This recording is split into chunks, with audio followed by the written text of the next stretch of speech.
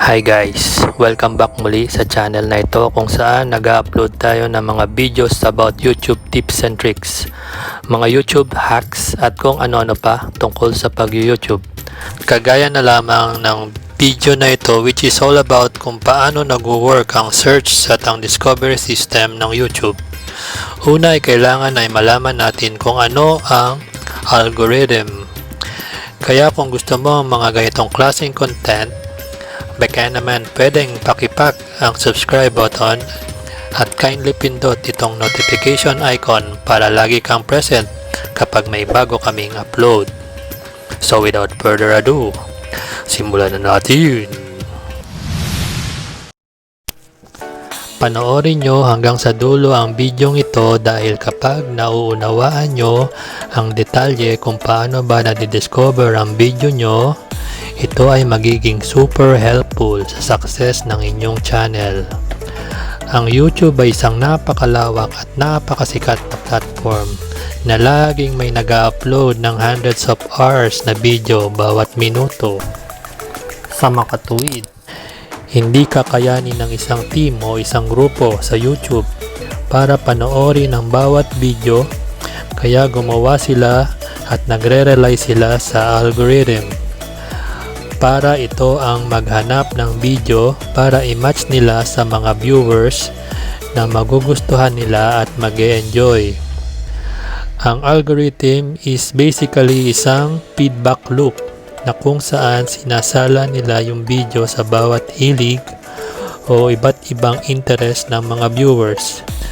Ginagawa ng algorithm ang kanyang buong makakaya para ipakita ang tamang video sa tamang manonood sa tamang oras sa buong mundo. Paano nila ginagawa ito? Ito ay sa pamamagitan ng data. Sa bawat video, tinitingnan nila ang bawat bagay gaya ng title, thumbnails, description, tags at kung paano nag-e-enjoy o pinapanood ito ng ibang viewers. Tinitingnan din nila kung gaano ba katagal pinapanood itong video at kung pinipindot ba nila yung like o dislike at kung gaano karaming tao ang nagko-comment. At sa bawat unique viewers, tinitingnan nila kung ano ang pinapanood ng taong ito noong nakaraan at kung gaano sila katagal manood at kung ano yung mga ayaw nilang panoorin. Pero above all, may dalawang simple goals ang algorithm. Una, tulungan ang bawat viewers hanapin ang videos na gusto nilang panoorin. Pangalawa is panatilihin ang mga viewers na manood pa ng marami pang video base sa gusto nila. Okay, so ngayon, ang tanong, paano magugustuhan ni algorithm ang ating mga videos? Ang sagot, simple lang.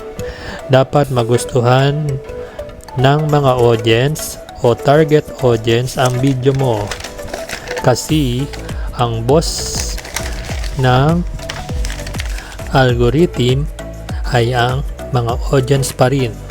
Kapag nagustuhan ng mga tao ang video mo, saka pa lang ikakalat ni algorithm ang mga ito. Pero saan nga ba ma-encounter ng mga bagong audience ang mga videos? Sa susunod nating videos, tatalakayin natin ang 6 na key areas kung saan nahahanap ang mga videos at sisimulan natin sa YouTube search. Panoorin nyo na lang ito sa next video. Bye-bye!